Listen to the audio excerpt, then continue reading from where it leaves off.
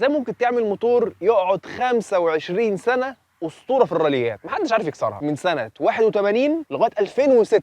قدر يعمل ارقام قياسيه بشكل مستفز في سباقات الرالي لكل شركات كوكب الارض تقريبا. ايه هي قصه اللانسر ايفولوشن، ويعني ايه رالي ارض، ويعني ايه مايفيك اصلا بقى؟ ده اللي هنعرفه في حلقه النهارده. انا طارق عبد الله ودي المواتير بالعربي، والنهارده هنتكلم عن الميتسوبيشي لانسر ايفولوشن. يلا بينا.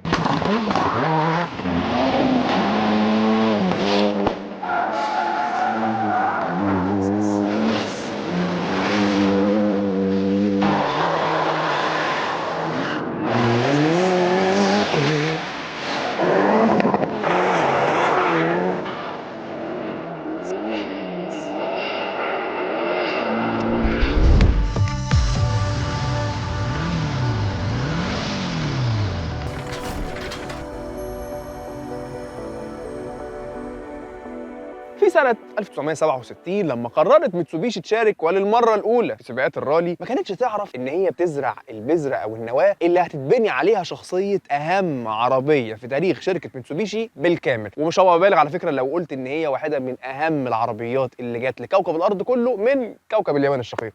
المهم إن أنا قاعد مستخبي في الشجرة هنا عشان الجو ساقع تلج، ونسيت أجيب جاكيت، فيعني إيه يا دوبك اترعشت كده واحدة كده عادي عديها على كده. وللي ما يعرفش، فميتسوبيشي يا جماعه ليها باع طويل جدا في حوارات سباقات الرالي ديت، واول سباق ليها شاركت فيه بصوره رسميه كان سنه 67 زي ما لسه قايل من شويه يعني. والمهم ان اول سباق ليها في حياتها اخذت المركز الرابع، يعني كان فاضل لها تكه وتطلع بوديوم. والموضوع ما خدش كتير، هم 5 سنين بالظبط لغايه سنه 72 وكانت ميتسوبيشي طالعه المركز الاول في سباق الرالي. الموضوع ما خدش منهم كتير يعني علشان يعرفوا المركز الاول ده بيتجاب ازاي. 5 سنين ظبطوا المعادله. وفي سنه 1981 كانت اول مره ميتسوبيشي تشارك في سباقات الرالي، ولكن بعربيه تربو. ويا دين النبي يا جماعه على اللي عملوه بالعربيه دي. كانت العربيه الميتسوبيشي لانسر اسمها الاي اكس 2000 تربو، وفي اللحظه دي كانت اول مره يظهر فيها كلمه او فريق الرالي ارت للعالم بشكل كامل. فما هو الرالي ارت؟ بص يا جماعه، بمنتهى البساطه الرالي ارت عباره عن ايه بقى؟ نسخ خاصه من عربيات ميتسوبيشي متعدله لسباقات الرالي، واتعدلت بناء على الفيدباك اللي ميتسوبيشي اخدته من السواقين بتوعها في سباقات رالي باريس دكار وسباقات الرالي بشكل عام. طبعا بقى تعديلات للموتور، تعديلات للعفشه عشان تتحمل الهربده دي كلها. حاجه على الهامش مالهاش علاقه يعني بميتسوبيشي، علشان بس يبقى عندك تخيل ليه اساسا فكره النسخ الخاصه لسباقات الرالي ديت طلعت. يعني رالي دكار على سبيل المثال يعني للحصر طوله 10000 كيلومتر، ده سباق واحد تمام، بس 10000 كيلومتر مش على طريق مصر اسكندريه الصحراوي، لا، انت عندك جليد من هنا، عندك صحراء من هنا، عندك غابه من هنا، مدعكه. المهم ركز معايا كده، ركزت. فاكر العربيه اللانسر اللي اكس 2000 تربو اللي شاركوا بيها في سباقات الرالي للمره الاولى بعربيه تربو؟ افتكرت اهو دي بقى كانت المره الاولى اللي يظهر فيها الموتور الفور جي 63 اللي فضل مكمل في الايفولوشن من سنه 81 لغايه 2006. بص كل اللي انا حكيته ده عشان اقول لك الفور جي 63 جاي من بعيد الثمانينات. وفي سنه 84 ركز بقى معايا بقى، مرحله انتقاليه ثانيه برضه. احنا ل 81 الموتور الفور جي 63 التربن، 84 بقى زي ما هو كده بس بقى بدفع رباعي للعجلات. أوب أوب أوب. نزل يا سيدي للمره الاولى في العربيه الاستاريون، ومنها للجالانت، ومنها وصل لللانسر ايفو الجيل الاول منها. نبدا الحلقه بقى. كل ده عشان اقول لك هو جاي منين. بس معلش يا جدعان، ده موتور قاعد من سنه 81 ل 2006، لازم اقول لك جاي منين. مش هبدا لك انا من التسعينات بعد ما يكون فات عليه 10 سنين. يلا بسم الله. في سنه 92 ظهرت اول ميتسوبيشي لانسر ايفو. ميتسوبيشي يا جماعه بمنتهى البساطه اخذت العربيه اللانسر الكومباكت الصغيره الخفيفه وخفيفه وزنها اكتر، وحطوا فيها الموتور الاسطوري الفشيخ اللي مفيش منه اتنين بجد، الفور جي 63 التوربو مع دفع رباعي مستمر.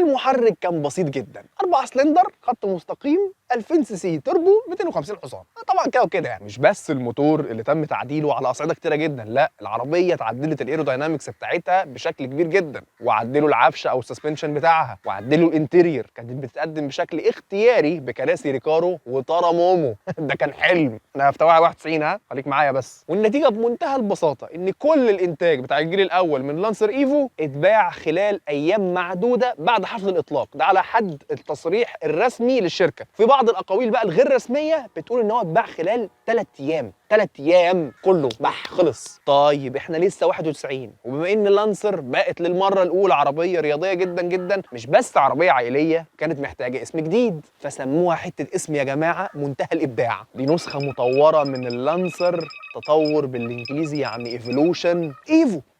هي ايفو بس يا معلم، وعملنا لانسر ايفولوشن. نبدا الحلقه بقى. الجيل الاول نزل 3 ايام اتباع خلاص حجزت مكانها. تعالى بقى نخش على الجيل الثاني والثالث. الجيل الثاني والثالث للامانه ما حصلش فيهم تعديلات كبيره، يعني كانت مجرد تحسينات كده يعني. وممكن نبذه برضه عشان تفهمك هو قد ايه كانت تحسينات طفيفه جدا، ان كان الجيل الاول والثاني بينهم سنه، والثاني والثالث بينهم برضه سنه، فهو فاهم ما في راحه ما في نوم، دب دب دب دب. الايفو 3 بقى هي اللي يعني كان نوعا ما فيها تعديلات كبيره شويه. يعني مثلا كان عندك توربينه اكبر، بادي كيت اكبر، سبويلر اكبر، والايفو في السبويلر ما تتوصاش يعني، ما شاء الله قد مشاكلي. لغايه سنه 96 مع الايفو 4، ودي كانت اول مره العربيه الايفو فيها تتقدم بفوج لايت كبير، بص قد كده. وبعدها الايفو 5 والايفو 6 يعني سيم ما كانش فيه تغييرات يعني كبيره تذكر، يعني نفس التحسينات اللي قلنا عليها كل سنه يطلعوا عربيه كده يعني. الشمس طلعت وانا متلج، والله ما هغير مكاني. بص الصراحه افهمك، احنا بنصور في رمضان، فاحنا بنصور الفجر عشان انا بعطش من كتر الكلام. الحلقه مش ربع ساعه، الحلقه اطول من كده كتير قوي يا جماعه. فالفجر ما كانتش لسه الشمس طلعت، عشان خاطر بكره الجمعه عايزين نحرق الصلاه. مشاكل والله، عشان كده كنت بقول لك السبويلر اكبر من مشاكلي.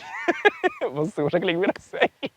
مهم يا مولانا ان في سنه 98 ظهر بقى لاول مره نظام اسمه الاكتيف ياو كنترول، ومحدش يقلش هو اسمه واي اي دبليو. الاكتيف ياو كنترول ده كان مسؤول عن حاجه لطيفه جدا، مسؤول عن ان هو يوصل القوه او الفرمله، او يمنع وصول القوه او الفرمله للجنب اليمين او للجنب الشمال، بحيث ان النتيجه النهائيه بمنتهى البساطه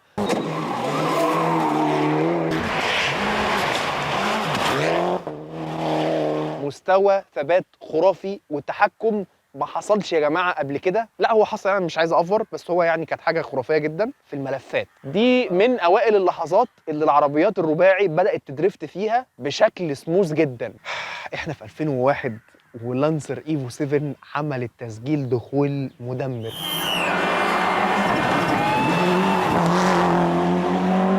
من وجهة نظري يا جماعة ده أهم جيل في كل أجيال لانسر إيفو، لأن بمنتهى البساطة العربية بقت بلغة تصميم جديدة تماماً، العربية نضجت جداً، عارفه الجمهور الموجهه ليه، ومركزه بشكل واضح جدا في هدفها، مش مشتته. يعني مثلا العربيه بقت بتتقدم بقاعده عجلات اطول، قاعده العجلات كمان بقت اعرض، العجلات بقت اكبر، واهم تعديل حصل على العربيه الايفو 7 ان هي بقت بتتقدم بتوربينه اكبر كتير عن الاجيال اللي فاتت. طبعا ده بدور تطلب تعديلات كتيره جدا في الانتركولر بقى بتاع الموتور وحاجات كتير يعني. المهم ان هي بقت بتخرج 280 حصان و383 نيوتن متر. الارقام دي لو مش مبهره بالنسبه لك النهارده فهي كانت مبهره على دفع رباعي في 2001. انا بفكرك بس، تقول لي بقى ده الفي ار اس مش عارف ايه فك، في فرق 20 سنه ما بين الاثنين، تمام. واللي اهم من التوربينه اللي اكبر والحصانه اللي اكتر وعزم الدوران اللي اعلى، ان توصيل القوه الجديده دي بقى احسن كتير جدا على الارض او للاسفلت، وبفضل نظامين اثنين، الاكتيف سنتر ديفرنشال والاكتيف ياو كنترول اللي احنا لسه متكلمين عنه من شويه. طبعا كلكم اساتذه وكلكم عارفين اتس نوت اباوت باور، اتس اول اباوت هاو يو ديليفر باور. فانت لو عامل لي عربيه جامده جدا بس الكاوتشات عماله تلف في الارض اول في تاني في تالت، يا فرحتي الكاوتش بيكلم نفسه بس ما بتجريش في الاخر. علشان تكون نتيجه كل التعديلات اللي فاتت ديت ايه بقى يا معلم، ان عمنا جيرمي كلاركسون قدر بالعربيه اللانسر ايفو 8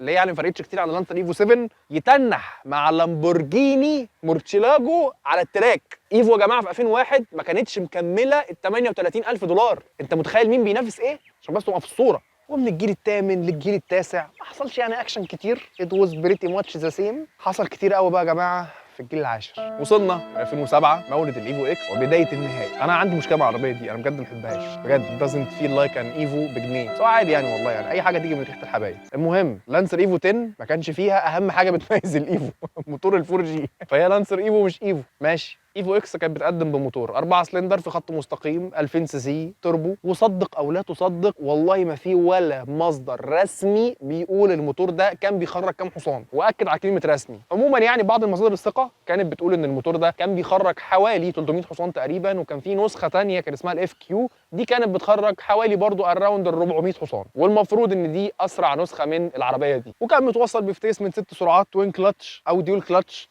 عادي على راحتك، انا فقدت الشغف خلاص يعني، وبتتصارع برضه بشكل رسمي في زمن اقل من 5 ثواني. وازيدكم بقى من الشعر بيت، مش بس الارقام الرسميه اللي عليها تعتيم، بل في كمان يا جماعه بيانات صحفيه كامله كانت نشرت العربيه دي بصوره رسميه، ولكن اتمسح ده بجد، ومش بيان واحد ولا اتنين، في كذا بيان رسمي اتمسح من على المواقع الصحفيه للشركه، ودي كانت من اكبر علامات الاستفهام بالنسبه لي. انا اول مره في حياتي في الشغلانه دي قابل الموقف ده. حد بقى فسلوك يقول لي جبت المعلومات دي منين؟ المعلومات يا اخويا رسميه من موقع الشركه في مصر تقريبا كان نسي يمسحها. ده بجد والله العظيم ما بقلاش فيه سيكشن الهيرتج، هيمسحوها بعد الحلقه دي.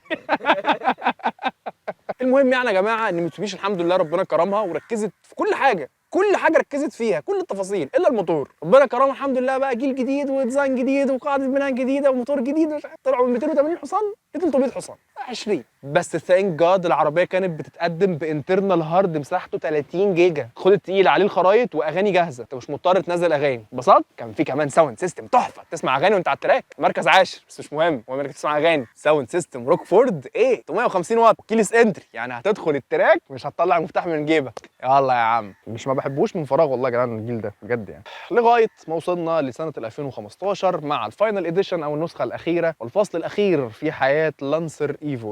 يعني انا كنت شخصيا اتمنى ان هو ينتهي بصوره احسن من كده كتير. الفاينل اديشن اتعمل واتباع منها حوالين العالم يعني كله كده بشكل كامل حوالي 3000 نسخه، وكانت مبنيه بشكل اساسي على نسخه الجي اس ار من العربيه دي، علشان تكتب نهايه الحدوته لواحده من اجمل العربيات اللي جت من اليابان. عربيه اللي ناس كتير جدا مننا كانت ولا زالت بتحلم بيها، بس اكيد مش تحلم باللانسر اكس، ايه ده؟ لو هتحلم بكابوس بقى احلم بايفو 7 او ايفو 9 مثلا، مفيش مشكله. ايفو اكس تعيش. لانسر ايفو يا جماعه من العربيات اللي معاك في اي حاجه، نفس الميكس المعتاد من العربيات اليابانيه وقتها.